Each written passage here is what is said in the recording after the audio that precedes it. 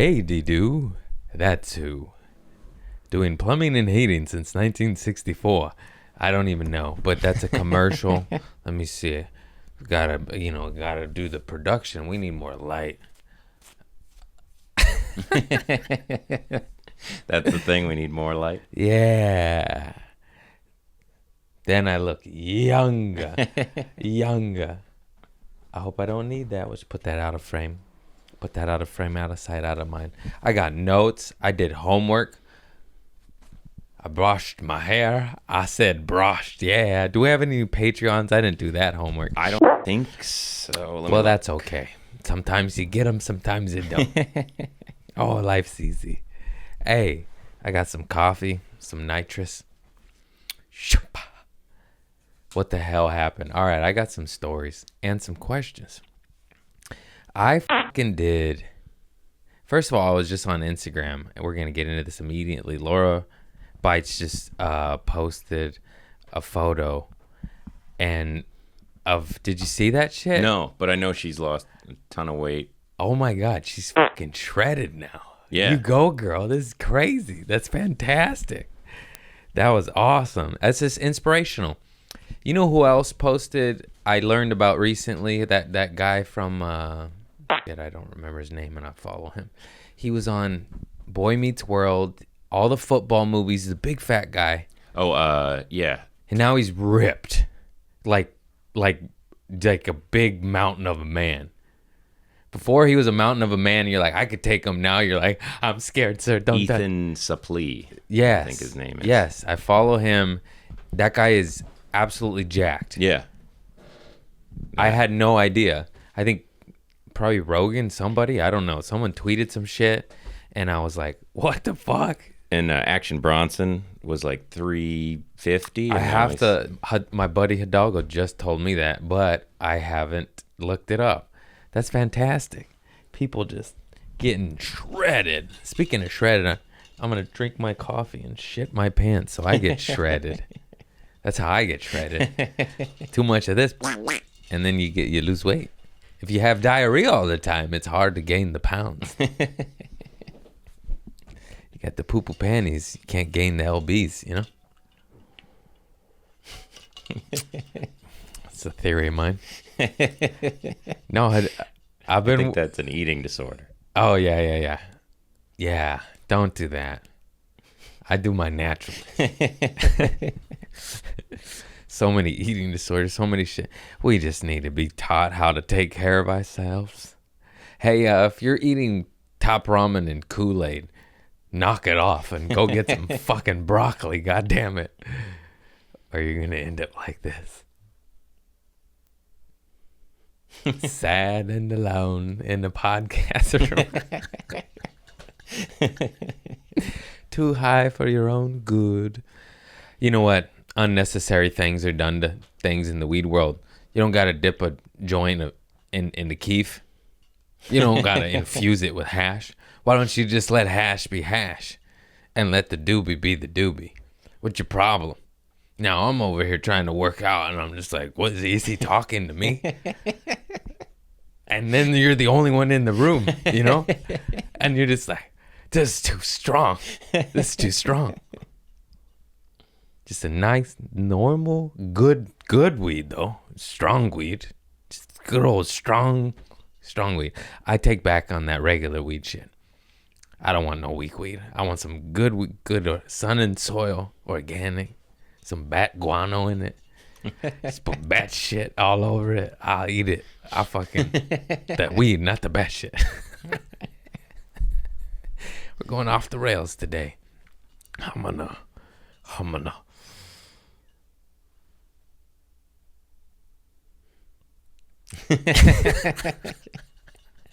What was I talking about? No, I'm all over the place. Coffee. You said you got notes. Yeah, I ain't touching them. We're free-flawing today. I said free-flawing. I always combine two words. See, my brain can't decide. I was going to say free-flowing or free-falling. And then I go free-flawing. That's how it happens. I'm like, oh, there's a fork in the road. Which one? They're both pretty good. I make up my own word. Hear that? Sounds like my uncle driving drunk when I was a kid.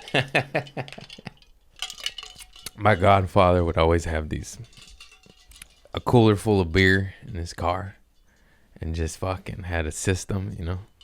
Yeah. Put it in a cup or? Yeah. With ice? Yeah, you gotta hide it once you get a couple DUIs. What do you... This guy. God. The old school dudes got so many DUIs. I don't even want to tell how many.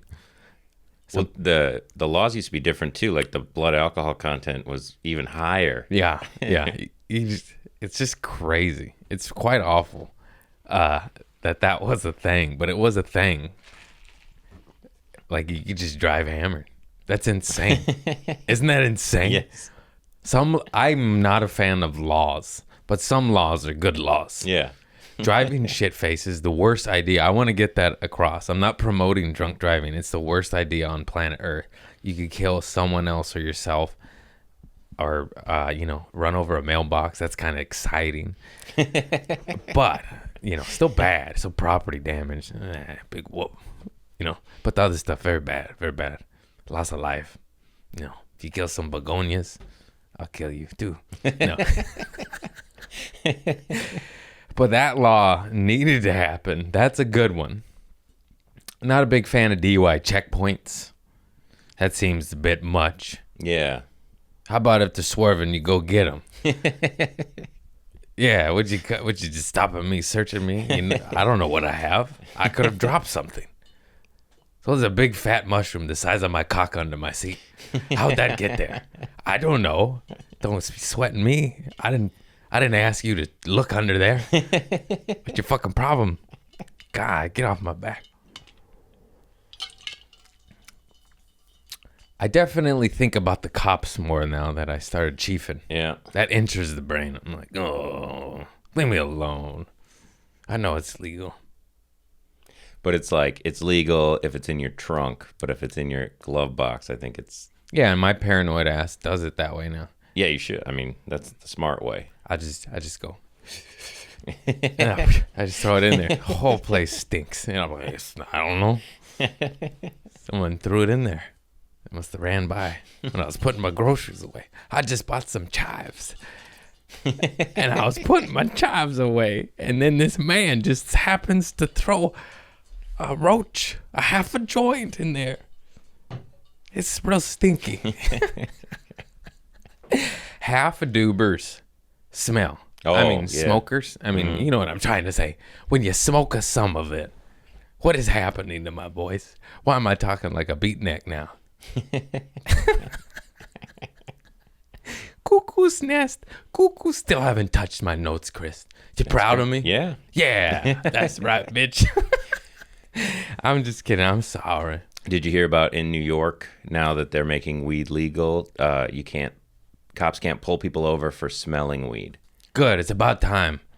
NYPD Blue, go fuck yourself. Go pick on someone else. Leave this harmless hippies alone. I thought I felt some restriction to my blood flow. Oh, son of a gun. I was like, boy, this jacket's tight. My hair tie. I only buy Goody and Athletic.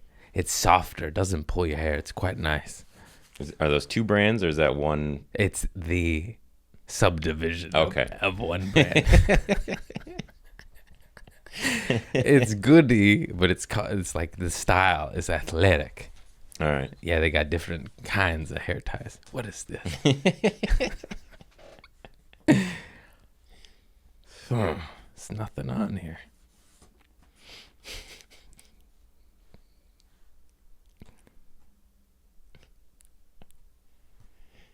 Well, I've got notes. Yeah, I don't want your notes. I got notes. I'm just citing. I was like, exotic birds. I don't remember why. Don't remember why I wrote that one down. Exotic birds.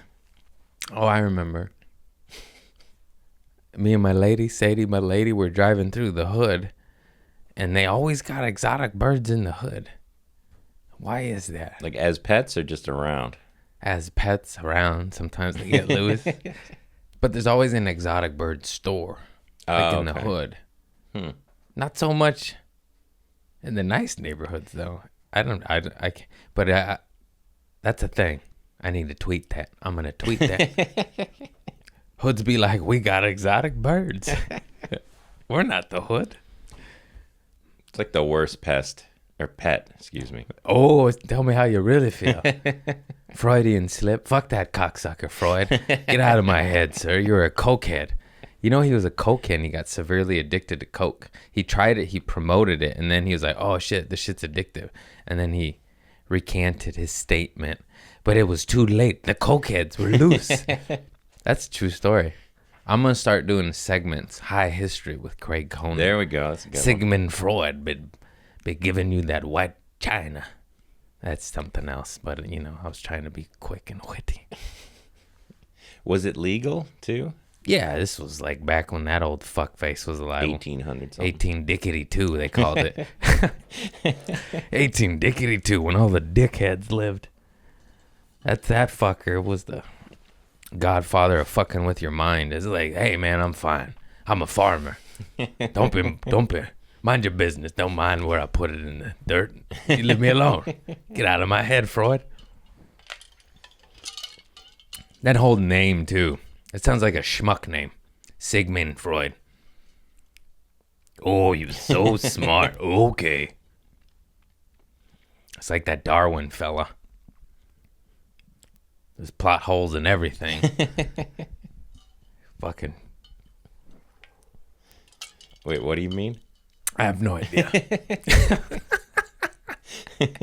I just say fuck anyone that I don't like them. I don't look at them and go, oh, nice. I guess that's about how I could sum it up. Like his physical appearance? Just everything. Ugh, foul energy. I know you're dead and I never met you, but I've seen enough. I've heard your studies. We all want to seduce our mom. Get out of here with that perverted thoughts. Oh, you're talking about Freud again. Yeah. And Darwin, you know, I believe in evolution to a certain extent, but it's just some of it. It's like algae to us. I don't know. Something else might have, I don't know what, but you know what I mean? Yeah. Yeah, we're a fish and we got fins and we went flop, flop, flop. So what is his exact theory? I don't know, but just... Oh, I mean... Darwin, that is. Just that evolution exists. I mean, of course I believe that. Like, there's always a process and we grow and adapt and evolve and change. But, like, the whole shit, like, you know, cells to us now. I guess every jump in evolution was a mutation for a new trait, and that trait did well in the world, so it prospered. Yeah. And somehow A to B to C, that's how we have people. Yeah, I know that, and I believe that, but I think we're missing some letters. We came from a shrew at one point, I know that. What the fuck is this shrew? Like a tiny mouse thing. Oh, that's cute. I'll take it. I was like, it sounds like a shrimp. I was like, you watch yourself. You watch yourself, cowboy. This is my all-American outfit. This is my white side. This is your Midwest? Yeah. Yeah. I painted a fence today.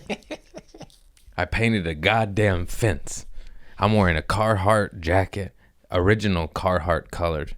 I've been trying not to call it Carhartt because I get made fun of so much. Everyone can fuck themselves. That's how it looks. Doesn't it look like a Carhartt? No. That's what everybody says. It would be Carthart then if that's how it was spelled. Oh, yeah. Whatever. Everyone's a stickler. Then I got my Salty Crew tee. They don't print them on this thick material anymore. I got beef, Salty Crew. Love your stuff. Now it's on those thin sheer suckers. I don't want my nipples out. Make a shirt. Put a little money in the material. This is this is my favorite shirt. I wouldn't go back to go buy it again. They don't make them anymore. Is that a skater brand or a fishing brand? It's like a fishing brand, but I sold at skate shops. It's just like a man's brand. And blue jeans. with polo socks, sock check. Oh, wow. Oh. And my G-Star jeans, 'cause I'm a fancy bitch. Because I'm a lesbian. I'm a lesbian. I'm a motherfucking Carthart lesbian. Come from the island of Lesbos. That's a real thing. At least I heard it in hip-hop, and I choose to believe it. In an ancient time, I don't know if it was some mythology, but there's something about that in history. I remember hearing it in hip-hop and then, like, Googling it. Yeah. What song? Nature of the Threat by Razkaz. Okay. It's a good one. It's what I do my push-ups to. I go, yeah, fuck the white man. Oh, man, this is crazy. In this white man's world. Tupac, that's a beautiful song on the Machiavelli album. I've been going down a lot of YouTube rabbit holes. Here's another history. There's this man called Haitian Jack, and he was a gangster.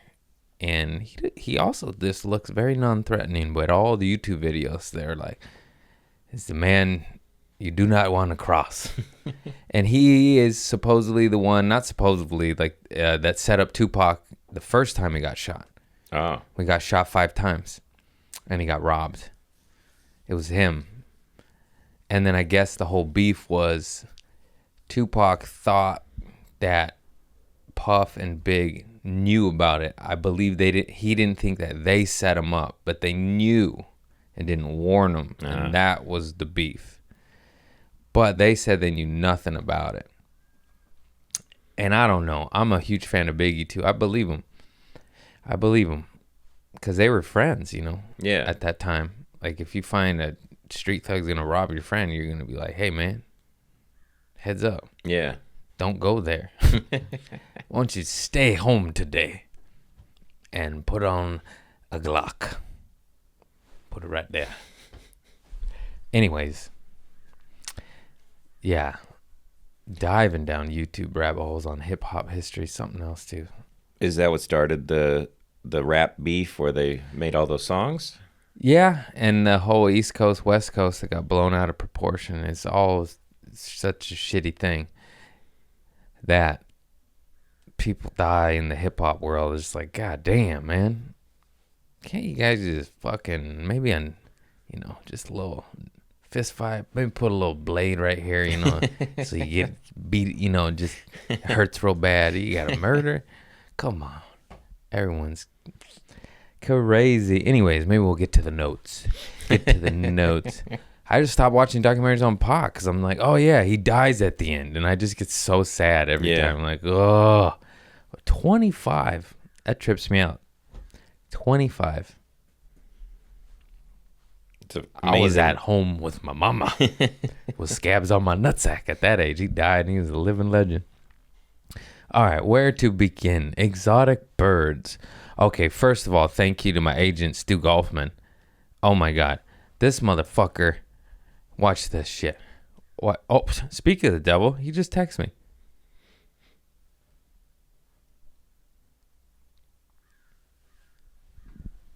Oh, my God. This is synchronicity. 12:34. He just texted me. Wise guys had a fallout. Take it? I said. I looked at my phone. 12:34. Yes. Nice.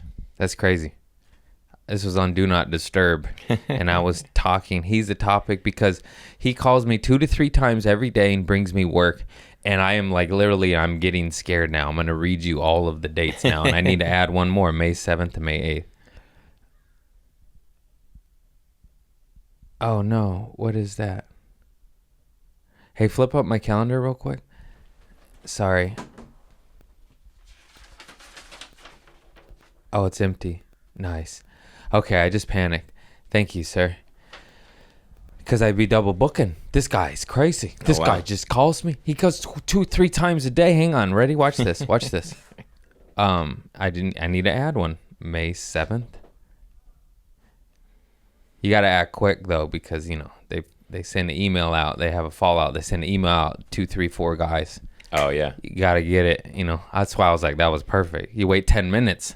It's crazy. Yeah. You're like, hey, wait. I thought I was I had to. Like, we'll get to you. You're like, oh.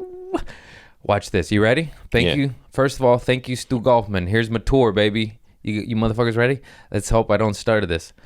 May 7th. I don't even know what city that is.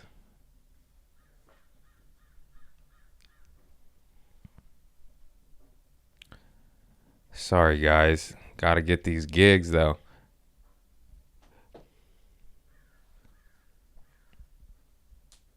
Salt Lake City, question mark? Because there's different, there's like New Jersey. Anyways, we could keep this in. Okay. Who cares? About to find out where it is. Come on, baby, answer. We're live. So 2 very different places. Salt Lake City and New Jersey. Yeah, right? He's answering. I wonder if comedy in Utah is harder because he said not sure there or Ogden. Where's Ogden? I don't know. I'm doing a Wise Guys. I don't even know where it is yet. Utah. Is it? Oh, nice.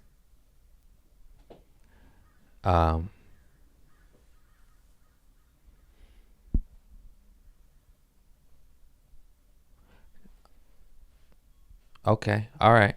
Here we go. All right. A little hiccupy there. Thank you, Stu Golfman, for my tour and all the work you have been doing, and my managers, Ian Arrighetti and Justin Silvera. Are you ready? May 7th through 8th. Wise Guys. Don't know yet. I just got a text, though.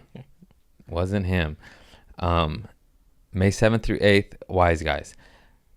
San Francisco this weekend, April 30th, May 1st. May 12th through 15th, Tulsa. May 21st through 22nd, Appleton.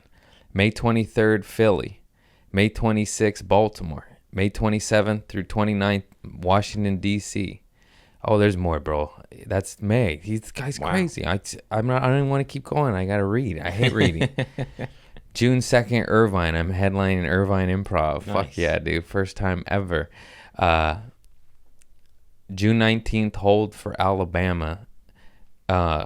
June 24th through 27th, Splitters. Shit. That's in Tampa. June 29th, Nashville. I'm finally doing Zanies. The Late Show after Theo. We'll see how that goes.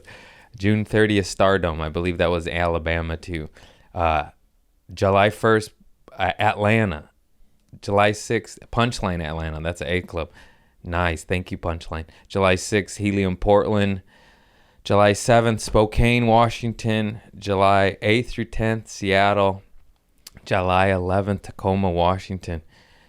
July 14th through 17th, Oklahoma City. July 22nd through 25th, El Paso, Texas. July 28th through 31st, Little Rock, Arkansas. This is crazy. August 19th, Las Vegas.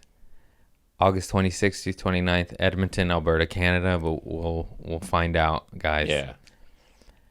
September, nothing. Oh, wait. I have a Canada gig in September. I forgot. But that one, Canada.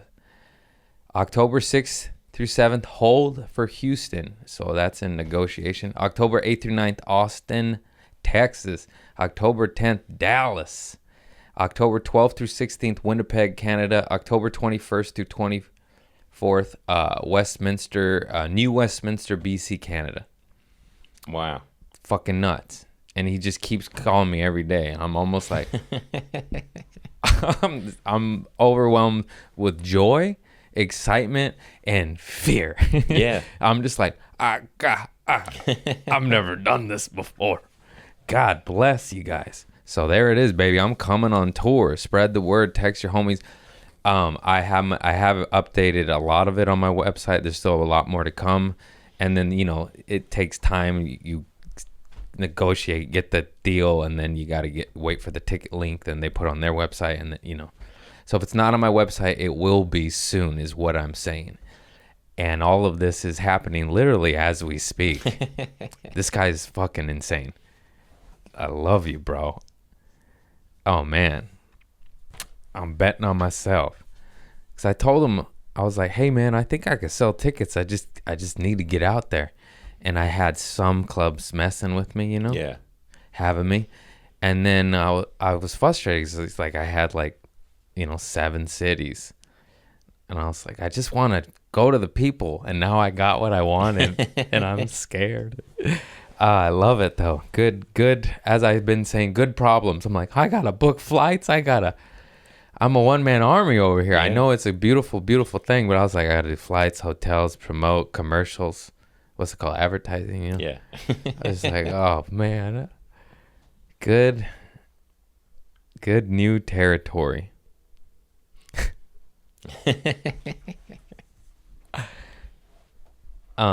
Bananas that he texted me right as that was going down. Oh, and my package came. All right, dude. He called me and then texted me. Oh, sorry. He's on it. He's on it. He's on it. Wow. I don't even know what to say. I got to buy you a plant, sir. I got to buy you. I'm going to up your commission to 11%. Oh, man. And this is I obviously you see the no shot. I love this dude, but I was going to say like he's at, I don't even know how big the company. This is probably like a smaller company in the agency world of Hollywood, Yeah. And I've been told through people throughout the years, like if you got a diehard guy that believes in you, that's at a small agency, boutique agency, medium, whatever, and it's not at the big dogs, the Pepsi and the Coca-Cola companies. Yeah. They're like choose the little guy, not little guy, you know what I mean? The smaller company and the guy that it believes in you. Yeah. Over the big bulldog that maybe they're just taking you on to add you to the roster, or you know what I'm trying to say. Yeah. And I was told that throughout my life throughout just being in the business, and you hear it, and then it happened. I didn't really have any big dogs fucking with me, so it wasn't a choice. But I remember thinking that when it came down to my decision, I was like, this guy, like he saw me in JFL Montreal, which is always funny to me that we're both from LA and you see me in Canada. It's like I was performing here nightly for 6, 7 years, 8 years. Anyways, yeah, I'm so glad with my choice because I did leave a guy for him and chose him, and I'm so grateful, happy I did that. And I know that's Hollywood shit, but it can pertain to other areas and other businesses. Just go with your gut. Like, oh, this guy fucking wants this. Yeah. Believes in this, and it's showing. Whew. I'm scared of going on tour. It's also crazy that I like this pandemic and this bullshit that we all hate so much, like forces you to be a homebody. Yeah. And now that I'm like love it, and I gotta, it's Yeah. like, you're not gonna be home, bro. Good problem. But I'm like, I missed my girl and my cats. I want to pet my cats. Okay, now what are we gonna talk about? There's more notes. Desert Hot Springs. I did a show in Desert Hot Springs. I did not know that it was one of the more dangerous cities in America. It has a 86% higher violent crime rate than any other place in California. Why? Meth. Oh, okay. A lot of speed, a lot of dirt, not much to do. Mm-hmm. And then it was just so funny. I had a first things first. I had a blast at the gig. It was fantastic. But as me and my girl were leaving, we noticed like a barricade of police officers and a helicopter. And then we hit the freeway, and then we saw like these armored, look nothing like a bomb unit vehicle or a tactical ramming SWAT team. Yeah. from the movies. Humvee, look like, like the Batmobile, like the Rambler, but like green and military. Just I'm like, that's different. Yeah. It's not a tank, but it's not far off from a tank. Two of those and burling down the siren sign, and we're like, wow, good time to leave. We stopped at 7-Eleven across the street from it. And we're like, I wonder what's going on over there. Idiots. Gave a homeless lady $5. She was nice. She had charisma. She said, hey, boo, you got any spare change? I said, no, but you called me boo, so I will on my way out. And I paid cash to break my 20 because she wasn't getting the 20. I gave her 5 and a bottle of water. Nice. Whether it goes to drugs or not, she's on the street. I don't give a fuck. You do what you got to do, girl. Here's some water. Hydrate.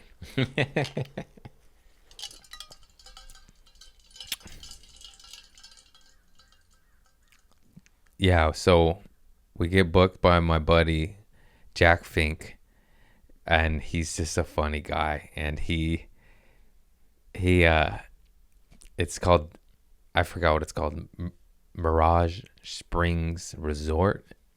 And he texts us the name and the address, and then after, he's honest though, he goes, by the way, guys, the term resort is stretched. And it made me laugh so hard. I was like, oh, it's a motel with a big pool. And that's exactly what it was. It was fun as fuck. They had 24-hour pool. Oh, that's cool. That was cool until this weird tweaker started bouncing a golf ball next to us and then playing the piano. We're like, I was like, I'm going to go to bed, guys. It was cool until that. We had a good hour of it. That might be why it's not a common practice. Yeah. Either way, it was packed. It was packed. Oh, all really? hours. A little bit nicer during the day. A little bit more highbrow people. A little more beer sippers. A little less.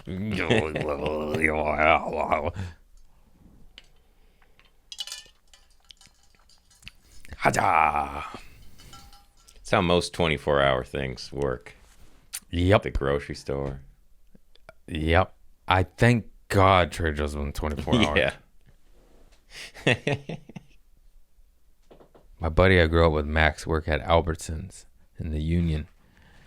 And he was always talking about, you got to work your way up. And then all of a sudden that fool's balling. It's so funny. Oh, wow. I think he got like a big fancy, I probably not even in the Union. It's crazy how, like, if you do anything well, you could work your way up and become like a regional manager and make $250,000 a year and start off as a banana boy. That's a thing. Yeah. That's insane, right? If you just got that, marketing, visual merchandising aspect. What was the point of bringing him up? Goddamn, what was I talking about right before that? The pool, 24 hours. Unions. Oh, it's gone. That's the tweet. I brought him up for a reason. To tell a story that was related to something there. And then Back when he worked in the lower ranks, maybe something. 24 hour, Yeah. that's people.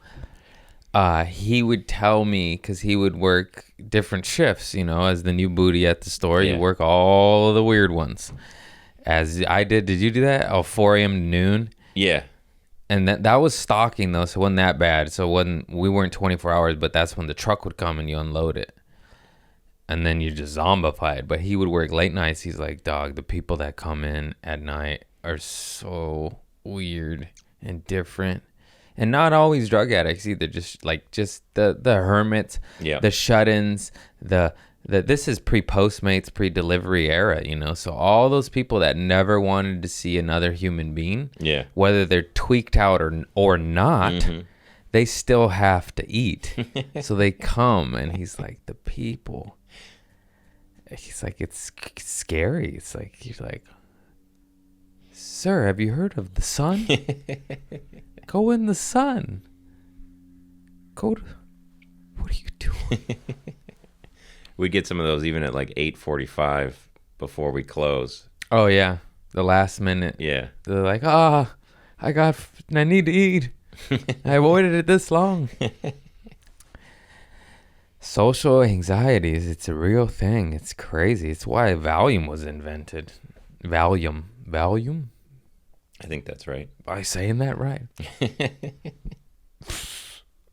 Never liked that one. I've said it before. All these kids. I don't remember shit.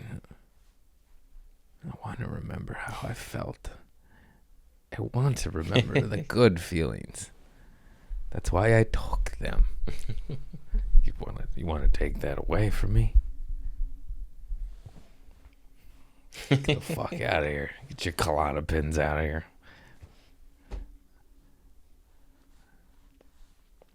Knuckleheads. God, I see kids out there just partying with these designer drugs. I'm just like, you wait. You fucking wait.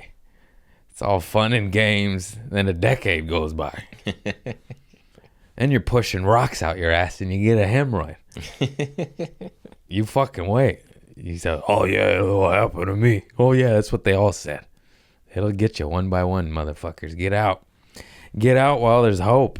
20 years later. Be all doped up living with your mama. You want that? You want that? Or in jail or dead. That's where it goes. Keith Richards. He's the only one. He's the only one that made it. They're all dead. The rest are dead. Doesn't he get regular blood transfusions and stuff? Yeah, he's got money. Yeah. He's got money. Yeah. So if you're a heroin addict worth a few $100 million, you stand a shot. Other than that, good luck, kid. Get off. And there's fentanyl now. They didn't have fentanyl. I didn't have to worry about dying. I mean, now I hear some of the kids are getting addicted to fentanyl, and they want it cut with fentanyl. It's like, good. Anyhow, that wasn't on the notes. Got a little dark. That's what happens in good time, though. So we went to this 24-hour Mexican restaurant in Desert Hot Springs. It was I ordered correctly. When you go to a 24-hour Mexican restaurant, Yeah. in a place like Desert Hot Springs, order the bean and cheese burrito and do your body a favor. I saw everybody's face. They ordered stuff, Carnitas burrito. I'm like, it's 24 hours. How long do you think the meat's been sitting there?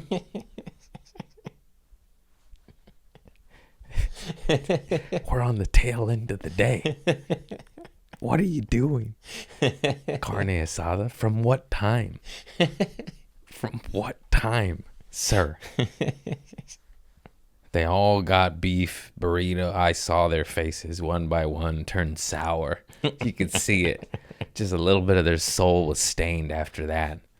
And they were like offering, you want some? Like, I don't know, I don't want none of that. You just don't want it. You got 4 pounds of food for $6. Now your body's gonna hate you. Even my bean and cheese burrito was dicey, but it was the safest of the options, What am I gonna get? Lettuce? I'm gonna get brown, yellow lettuce. They got that. Iceberg, no nutritious. Lettuce. What just happened right there? Talking over here, talking over there.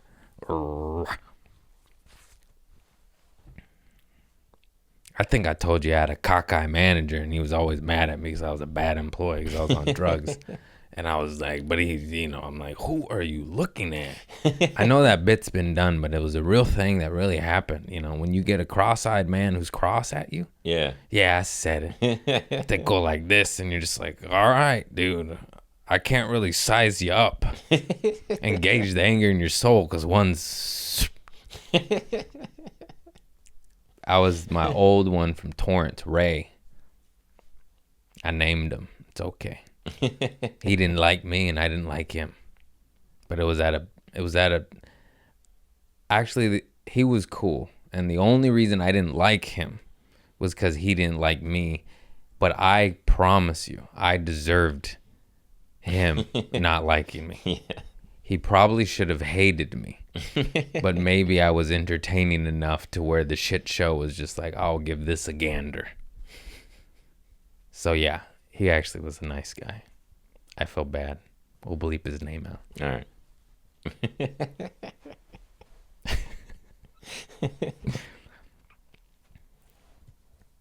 Damn. I said that and I realized that was another cross-eyed manager. And I was like, damn, two? Anyways. They both hate you? No. Okay. No. One I love. And he loves me. And that's why I was like, wait, no. This is separate. This is a separate entity. You don't understand. So funny. Oh.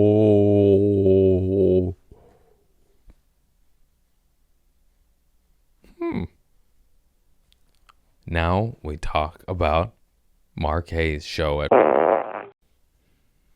That we might have to bleep out. It's really weird. There's rats out there. They shut shit down.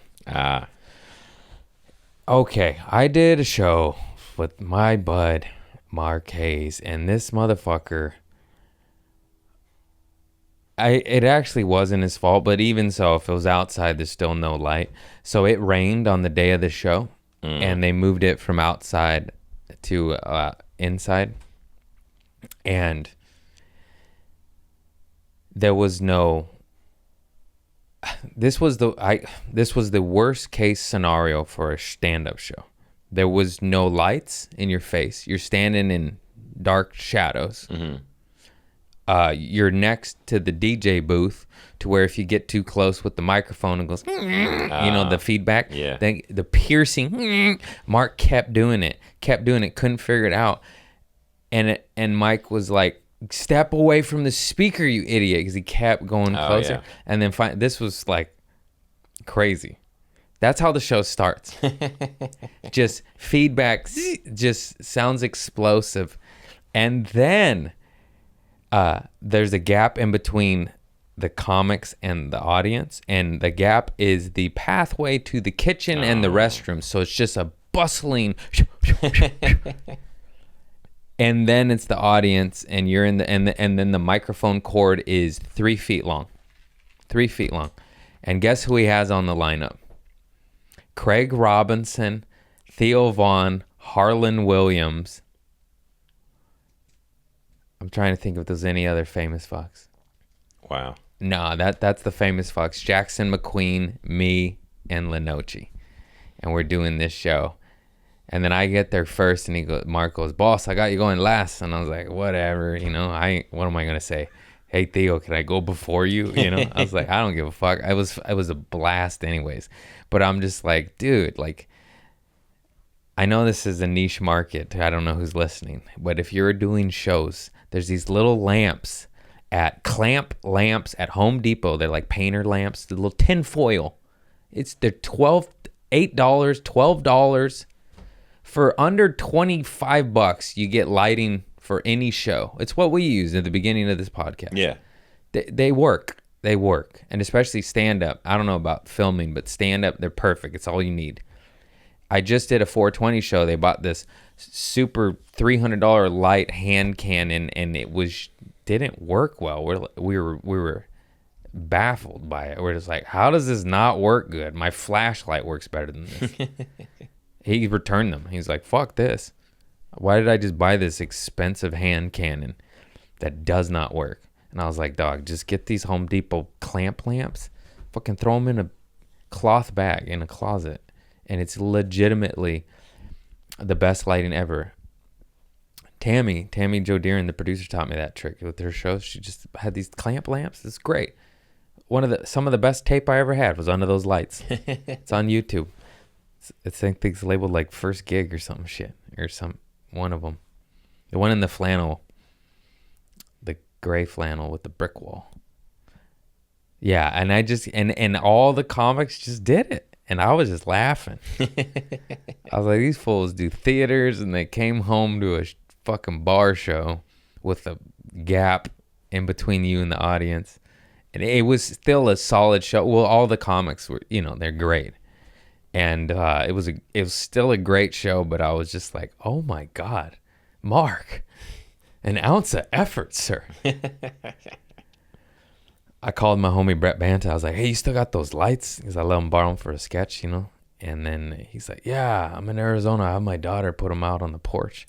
So I had that poor bastard do them. I was about to go get them. And there was no extension cord and no electricity nearby. And then I didn't go, and they're probably still on his porch. My bad, Banta. I apologize.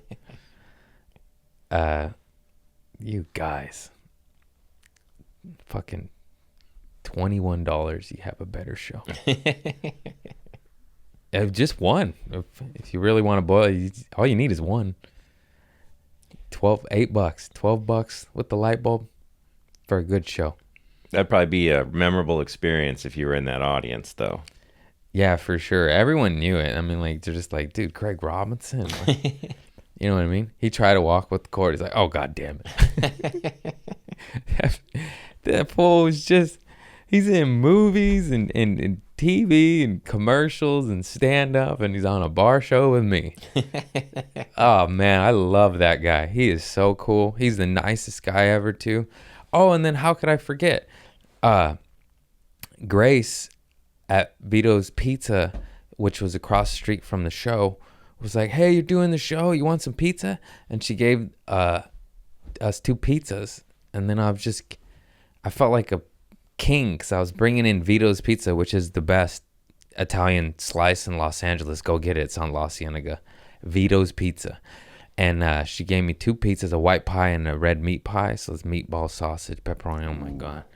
And then now I'm just walking in, and it's Craig Robinson, and how everyone's hungry, and it's like got brand new hot pizzas, and I didn't pay for them. Well, I'm just kidding. I paid double. And yeah, you just felt like a king. I was like, hey, look, I got pizza. It was like, it's so cool. I love that shit. Eating pizza with Craig Robinson. High as a motherfucker. Fantastic. Man, yeah, me and Jackson are just roasting everybody. It's fun as fuck. Mark's gonna die soon. His skin's gray. Mark, this is to you. Go in the sun. Go in the sun. There's a sun. Walk out and sit under that motherfucker. That guy gets paler every time I see him. Good heavens. Anyhow. Any other notes? No. All right. How long we been rolling? 48 minutes. All right, perfect, because we got the questions now. Right? AMA? We got some AMA questions. And I didn't know what that was, and that means ask me anything. Do you want to talk about if farting in water is fun? Of course it's fun. Of course it's fun. Seems, yeah, it is. It's fantastic. You don't know, you get scared because it's wet, You're like, and you see the bubbles come up. It's kind of gross if you try to eat them, Fart breath. I've never done that, but I've definitely had some wet farts and enjoyed it for sure. What was the other one? There was more. I didn't read them yet. Well, so a good one here is your first time smoking. You might have, I think you told that a long time ago, but I don't remember it. My first time smoking that I can remember, I was 12 years old. That was with my first or second best friend, Dane. I don't know if he wants me to name him. We'll leave it at that. I'm pretty sure most people could figure that one out. And it was the best. Like, we smoked, we got high, got the giggles like a motherfucker. I remember I was cutting fruit, cutting orange, and he like, diddum, diddum, and he scared me. I don't know why the Pink Panther music came in my head right there, but that's what I was trying to sing, and then I pussied out because I don't like to sing. And he scared me, and I just went, "Gah!" and I stabbed his forearm, and he's like, "You stabbed me." I was like, "You scared me when I'm cutting fruit and I'm high." Like, you can't fault me for that. It was just, it went in this much, you know. It was a little prick. I was like, don't scare a man with a knife. And when we're high for the first times in our lives. And it was fine. He's like, if we laughed, they put a Band-Aid on, called it a day. And I think we watched Goonies. That was a go-to movie back then. And yeah, it was just heaven. My first experience was like in Half Baked, where it was just like, I was like, oh, there you are. Oh, there you are, sweet Betsy. All my worries are gone. And that's probably why I came back. I needed old Betsy and give my soul a little glow. And I want to be clear. Let's be clear. Weed, marijuana can absolutely ruin your fucking life. I know so many fools that that's all they do. And we all know them. We all know them. Don't you fucking try to fake or front or no excuse. You know the guy that smokes and goes, and he's done. He's toast. He's in el comunicado. He's no home. And he doesn't do shit. Those guys exist. And then there's motherfucking Snoop Dogg. Okay? He was the goddamn king. The best. And, that was my whole shit. If you smoke weed like Snoop Dogg and you're not Snoop Dogg, just take it back a little bit. Just take it down a notch. Okay? Go get some shit. That being said, I've smoked twice today. But I'm in a place where I've gotten some shit and I'm keeping it at bay. I know it's a slippery slope, motherfuckers. Don't try to tell me. I've been sliding down this mud hill my whole life. But right now it feels like my body's like, oh, you just need little hugs. And this little hugs, it's like, oh yeah, that's nice. It's like a little wet pussy. It just goes fucking, and you're just like, oh yeah. Wow. That's a good feeling. You know? Yeah.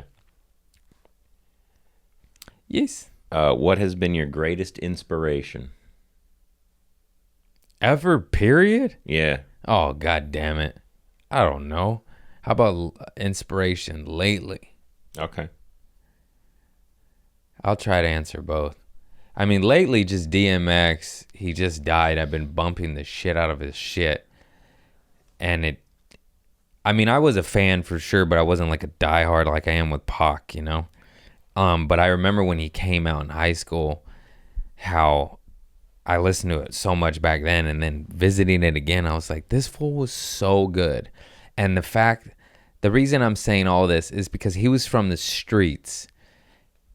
I love him, but he I'm not trying to take a shot. He was a crackhead. He liked crack cocaine. He was addicted to drugs, and he was from the streets. And the reason I'm bringing that up is he still built all that, you know. He built all that shit coming from the gutter and just made his own world, made his own empire. Rough Riders, acted, was starred in movies, sold hundreds of millions of albums. And that is so dope. That is so dope to come from that shit and make it that big. It's insane. It's insane. So that's lately, because I was just listening to him and I'm just like, whoa. I was like, man, I wish I could bark like him. That intro to that album, it's just called Intro. Oh, it's so good. You have to fast forward it like 50 seconds because, the rap doesn't start. It's like talking. Yeah. It just goes zzz, and then wow, watch out now. Inspiration my whole life. Oh, man. I have a lot of inspirations. Yeah, believe it or not, my crazy ass father. Just the fact, the entrepreneur hustle, fuck the law, do what you want, fuck everybody else. It's a motto. it's not fuck everybody else. You know what I mean? Just mind your business. You do what you. I'm over here. I do me. It's too much of this nosy Nellies in the neighborhood. Yeah, I guess families. Just first, my uncle. A lot of my uncles, they're fucking nuts. I love them. I was gonna say Uncle Terry because my nana, my grandma ran from my grandpa because he was, I guess, a little nutso.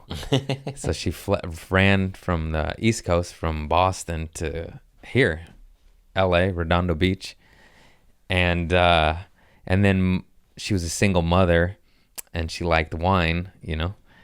And so my Uncle Terry had to step up and like work a couple jobs and pay for everybody. So that's admirable.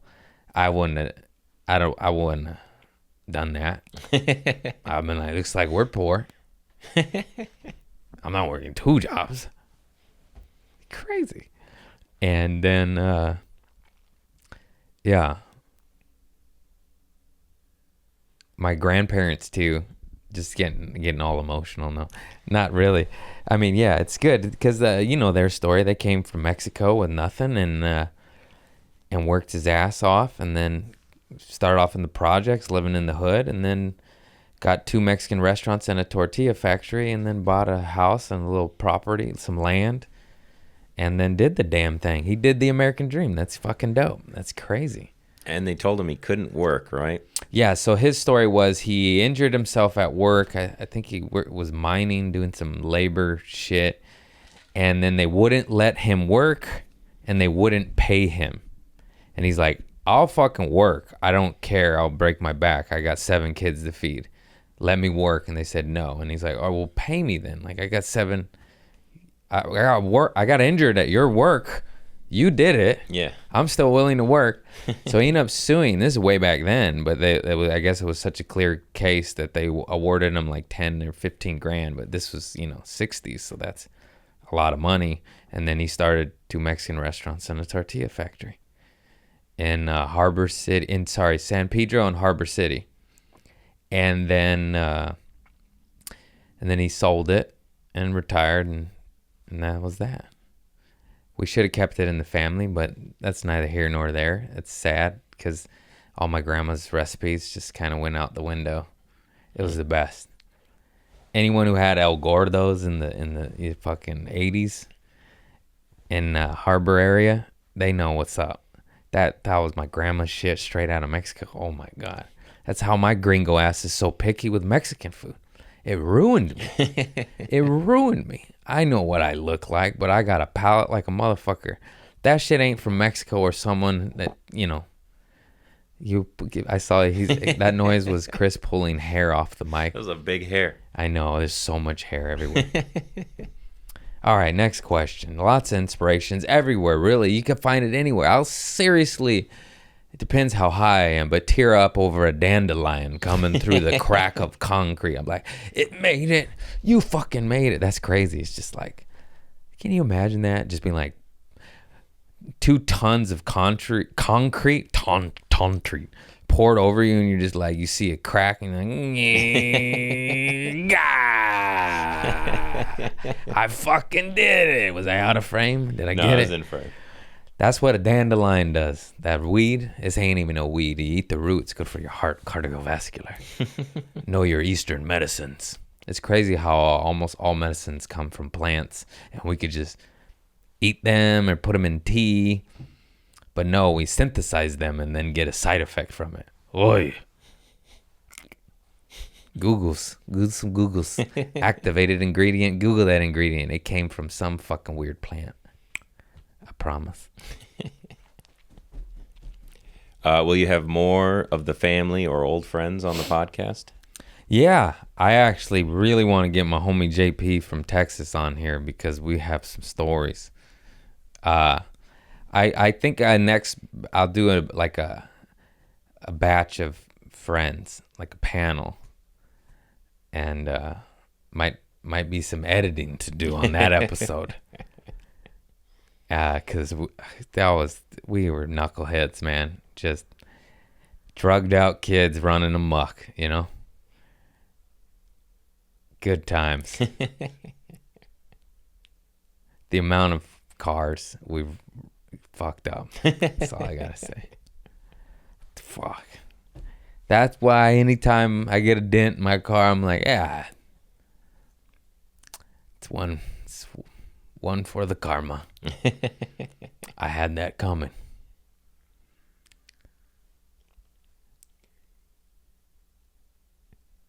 Who's your best comedy friend? Now that I moved down here, I don't know. It was Lenoci and Mark Hayes. And as time goes by and it changes, I'm alone over here and I tour. I have lots, though. I love me some Ari Manis and Abby Roberge. I like Joe Maurice. Chad Goes Deep dudes. They're my homies. So many real ones. A lot of the people coming up, I love them, and I consider them to be my best friends. It doesn't necessarily mean we hang out all the time, but Chappelle Lacey, Ali Makovsky, Laura Bites, these are all people I love seeing do well and headline and blow up. Frank Castillo. There's so many. Ahmed Weinberg. I'm going to leave names out. I should stop naming people. It's not, it's no shots. It's just like it's on my brain. There's so many of them. I know I'm forgetting somebody. Oh, you know who recently came into my world and is my favorite? Fucking Steph Talef. I said her name wrong too. That's right. Fuck you, ho. I'm just kidding. I love you. We're gonna not edit that. She came in like a hurricane, and she is my people. Oh my God, I gotta have her back on. Of course, Audrey Stewart. Steph Talef. God damn it. She is so funny. I crack up at her shit every day. I see you working out there. 2 thumbs up. Google her, look her up. We did an episode. Don't remember which one. It was probably about 4 months ago. I had a blast on it. I'll have her back. Oh, shit. I forgot Brian Monarch, too. I'm close with him. I haven't seen him in a year. This pandemic, man, I'm telling you. You move alone. I haven't seen that fool since the pandemic hit. We send each other like Instagram like oiled up big booty accounts. We like big booties oiled up. And he always sends me some shit. I'll send him some shit. But sometimes he's just like, you get that shit and you're like, man, I was having a good day. It just makes you angry. You're like, oh, what the fuck?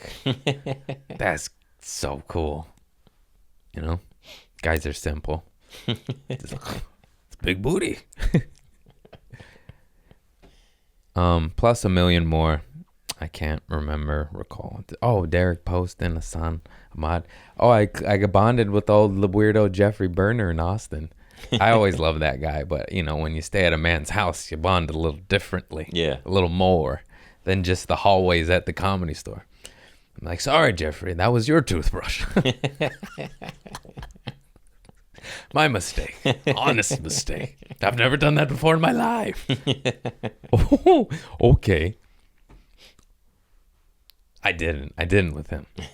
I had my own. I did use his towel, though. It was hanging there. I just took a shower. I brought my own soap. I'm civil. I'm civil. Yeah, I might have rubbed my nuts with your towel, but I'm civil. You're going to want to get a new towel. Because I was all up in my undercarriage. Next question. Daniel Gorman wants to know how your plants survived the move. Oh, he knows.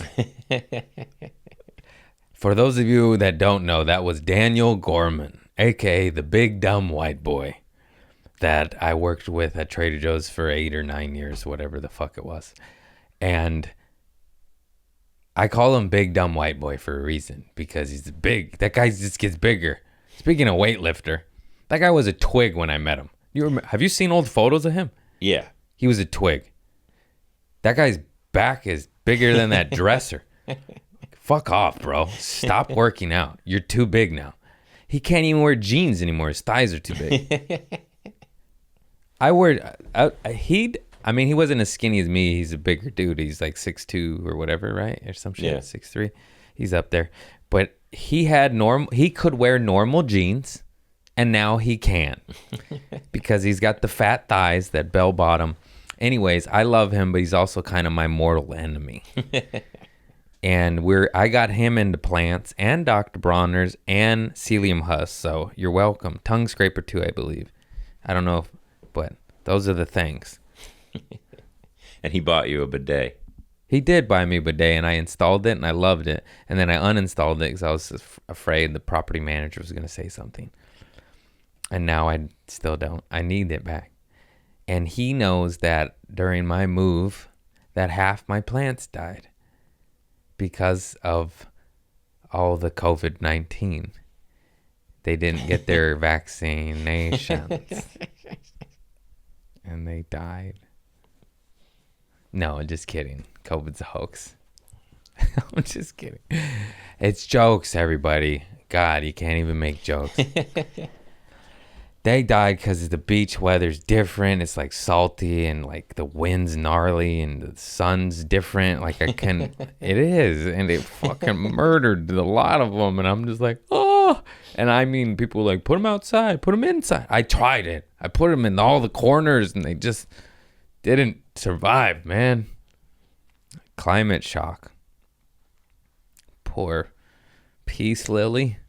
But, with death, there is always rebirth. And rebirth, you just go down to the local nursery and you just get a new one. Replace it quickly. Helps heal the wounds. I just lay my dead soldiers all in a pile and look at them, and I get sad every time I walk by. I'm like, I'm sorry, guys.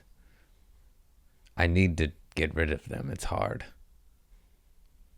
I had a lot of them for years. Can you compost them or anything? Yeah, some of them I'm just going to plant. Like when they get down to the nitty gritty and ugly, I've done it at the Sweetser apartment too. The West Hollywood home, my previous home. I'll just, like, if it's on its tail end, I'll just dig a hole in Mama Earth and go plant them in the bushes. And oddly enough, that brings them back. And then they survive in the wild. And then at the old pad on these other little spots, you'll just see all these little random succulents or Gallivandia plant, some foliage, some bushes, all sorts of shit. Yeah, fuck you, Gorman, for taking it there. My plants. God damn it. All right, this one's a two-parter. Pick one Pac song to be erased from history. And then number 2 is only one Pac song to listen to for eternity. Damn. Erased.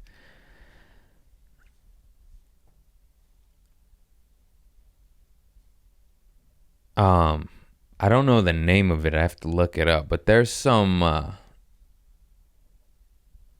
listen to for the rest of my life. Oh man, that's so hard. Okay, I'm gonna narrow it down. Hearts of Men from the All Eyes on Me album. Violent from the Tupacalypse album. It's a great story. Oh man, there's so many. Hold On, Be Strong from the Are You Still Down album. Maybe that one because it's positive and has a dope beat and also raps about real shit, so it's not too positive.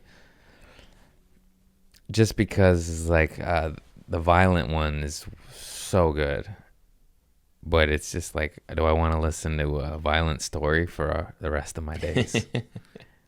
Probably not. I want a sprinkle of joy in there. And Hearts of Men, that shit just slaps. That's a fucking banger. Jesus Christ. I always like if that comes up, I'll do it twice. I'll do that one again. I don't know. I'd have to look up the songs that I don't like because I don't remember them because I don't like them. But it's some early shit where I was just like, this is just too corny. It was mainly the beat, not Pac. What's the next question while I look this up? What's your process for joke writing? Man, I need a process. Just I source from real life. Almost all my shit is like 98% true, 90 to 99% true. I should sit down and try to write more, like a Seinfeld. I'm more a riff, write on stage guy. I like to take an idea on stage and write about it. I think the Lunatic on the Tupacalypse Now album, it was some of his early shit. I was just like, and even that's dope. I don't know. It was mainly the beat. I can't hate on Pac, but I thank you for your Pac questions. What was the follow-up question? Your Writing process. I write on stage. I riff on stage. I take some funny idea from life that I think's funny, and I'm like, let me go figure this shit out. The adrenaline kicks in, and then I say things I wouldn't normally have said, you know? The hotter the crowd is, the more you write. It's true. What Jerry Seinfeld says is true. If it's a tight room, you edit. You shorten your jokes. You go, I ain't saying that line. But if it's a hot room and it's fire, you extend it. That's why getting feature work, I'm going where the fuck I'm going. But like, I always wished I got more feature work. I know I got feature work.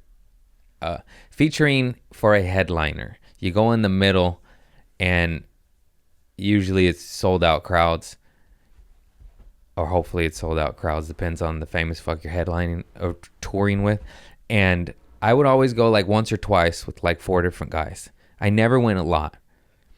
What, for instance, like Ari Manis with Theo Von, when he's going on every single gig, all those sold out shows, you could get so good so fast because it's just, you're doing 6 shows a weekend. They're all sold out. You get 30 minutes. You have long enough to play. You know, I bring that up because it's very hard in this, you know, when you're doing open mics 3 to 5 minutes in front of the worst environments ever. So get in front of good crowds, which good luck. Probably take 2 to 6 years to get that. And then you could write on stage. Some people sit down and write with pen and paper every single day. I really need to start doing that, and I will. Because it's good to do both, you know. There's the Bill Burr way and the Jerry Seinfeld way. They're both phenomenal. And you could do a little bit of each. You could do whatever works for you. I believe I've said this before, and if you don't know what that Bill Burr just riffs and tells shit on stage, then write shit down. Jerry Seinfeld writes it all out, writes it out, edits, write. Both extremely funny, successful comics. Doesn't matter. You do you. I just kind of just talk shit on stage. But I want to write more jokes. I love telling stories, don't get me wrong. But I have a lot of stories, and now I want a lot of jokes to interweave with the stories. That's also how you can tell a good story, is you hook the audience with jokes up top. You're like, oh, I trust him. He's funny. Now he could tell me this long story. That may not be hilarious all throughout it, but it has moments, and stories are different. They go up and down. They don't have to be funny the whole time. I prefer them to be, absolutely. But sometimes, you know, not all, but you can have 1 or 2, you know. Like I told the story about Dart again. Oh yeah. So I was working that story a little while, and then I just stopped. I don't know why, but I just brought it back, and it's a good story. I mean, I love him. It's no shot at him. It's just funny. I think I have that on my phone. We'll chop that up for the Patreon. On that phone right there, actually. I recorded my magical set in Desert Hot Springs Resort and casino. It's not a casino. Okay, sir, what's next? Do you have a favorite dog since you're a cat stan? I started off as a dog man. Of course, I have a favorite dog. And just because I'm a cat mom doesn't mean you can't be a dog dad. Why's it gotta be that? I just classic, like a golden retriever or a Labrador. I just love a big, lovely, loyal dog. I was in love with Jack, the golden retriever that shopped at Trader Joe's. I have a picture with him. He's viral on Instagram. He has like, wow. He's got a fan page with like 100,000 followers. He's the most handsome golden retriever I ever saw. Those two golden retrievers that shopped at Trader Joe's when I worked there, Jack and Henry. I love them both so much. And I would talk, and I've come to find out Henry is Jack's like nephew or son that's in the family. I was like, well, of course. The most magical golden retrievers I've ever seen in my life are related. They're just, I'm like, what do you shine their coat in with egg yolks? What are you doing? Why is he so shiny and gorgeous? Beautiful. Let's see. Jasmine Martin would like you if you could give a shout out to her and Adrian. Oh yeah, I just met them at Desert Hot Springs. Oh, nice. Yeah, God bless you guys. Thanks for coming out. It was their birthday or something. I don't remember.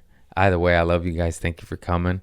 They drove from Los Angeles to see me in Desert Hot Springs, and I just was like, I do shows in Los Angeles, but God bless them. It was a good show though, and I got to do like 45. So if you saw me in Los Angeles, it's usually like 10 to 12. You don't get all of the stinky pinky. God bless you guys. Thank you so much for supporting me. That's pretty much all the questions. There's a caca story. Oh yeah, I forgot about that. I can pull that up. I got some reading to do. This will be our poop story. I don't want to be too gross, but I mean, I've only had it twice in my life. I've had hemorrhoids twice in my life. Both times, you feel as if the world knows your soul is ugly, You're like, I feel like how mushrooms make you feel that everybody knows that you're on mushrooms. Yeah. I feel like he knows. I know I'm talking about it publicly on my own fucking podcast. It's probably going to be cut up into a goddamn clip. No, not this one.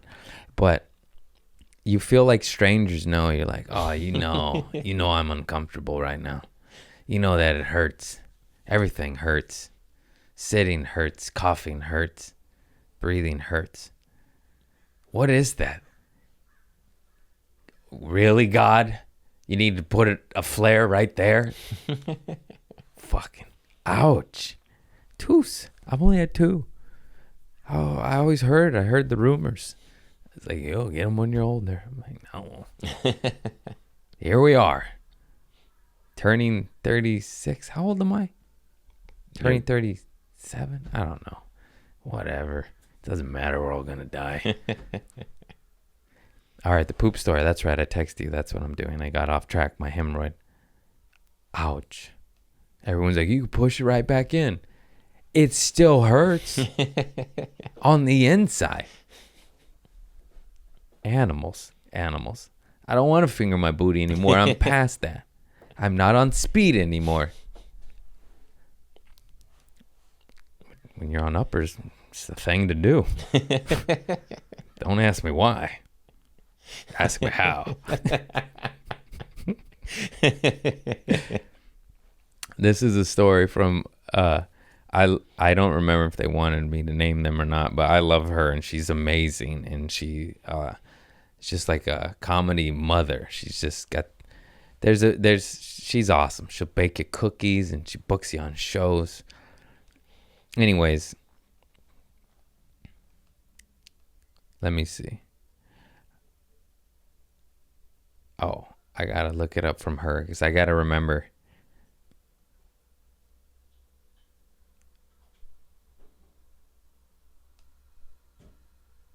Okay, she doesn't care about being anonymous. Nice. D. Burdette, God bless you. You're fucking awesome.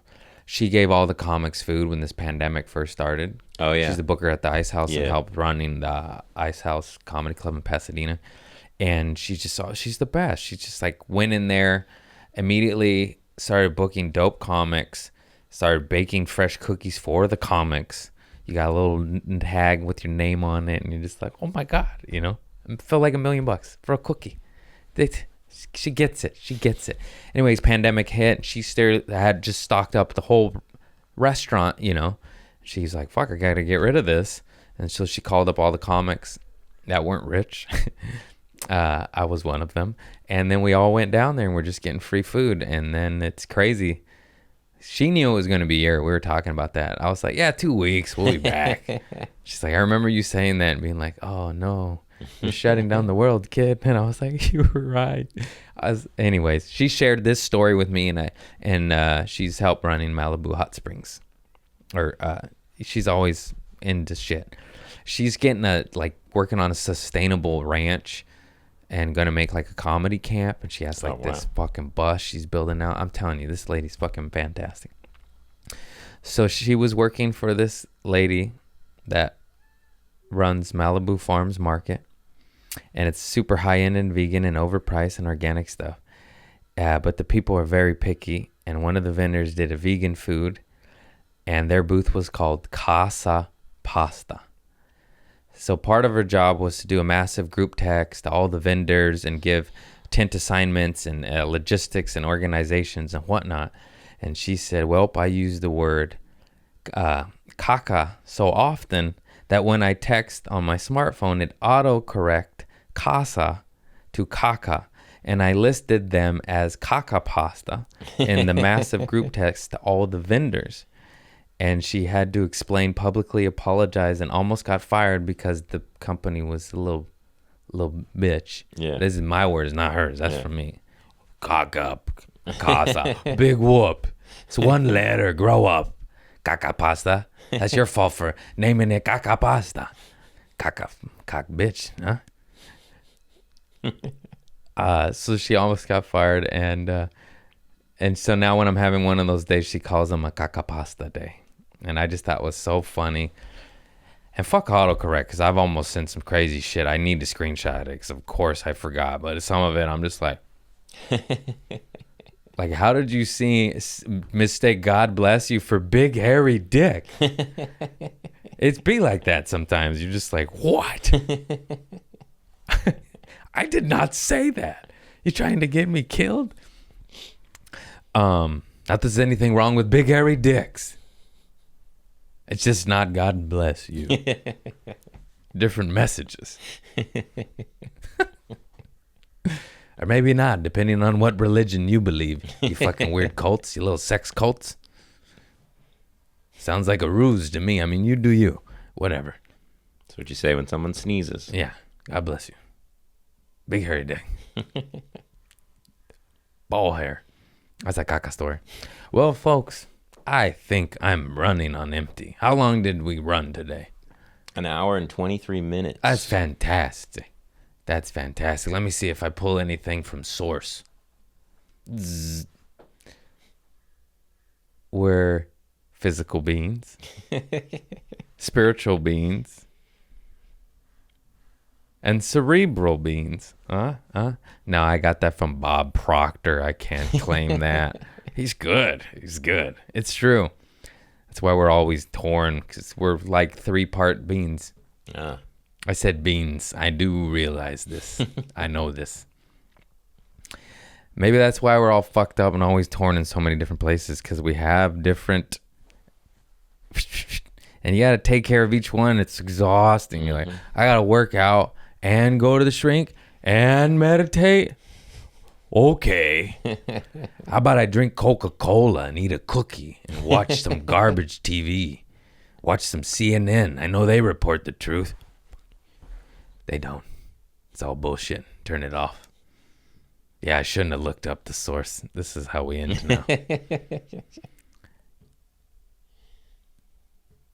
Yes.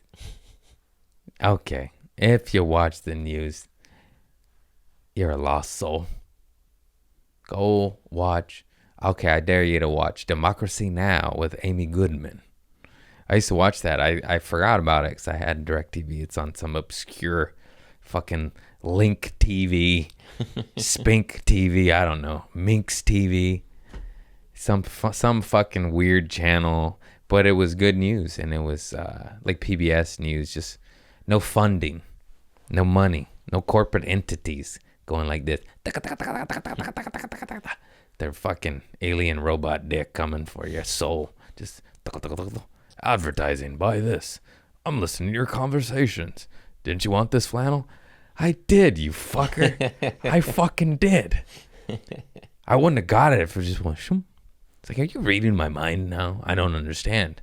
I felt like buying a flannel. I didn't say it. And all of a sudden it's on my fucking YouTube and Facebooks. Get your AI out of my asshole. That's what I say. I sound like I'm losing it, but there's a lot of truth in there.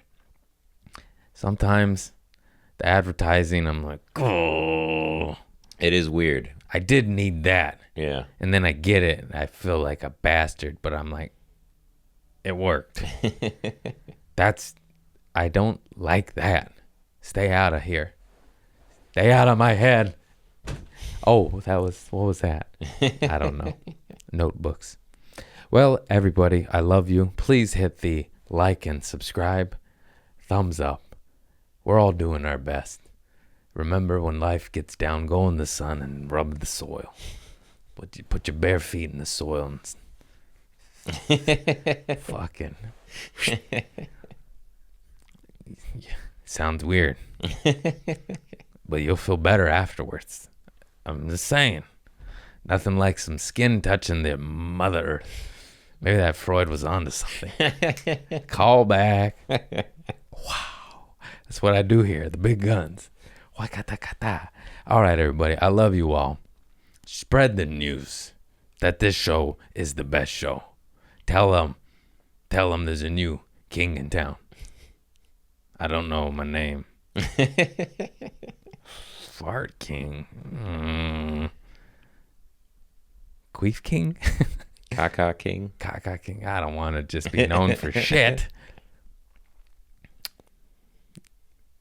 Why is everyone got to be king? How about hottest hippie in town? I don't fucking know.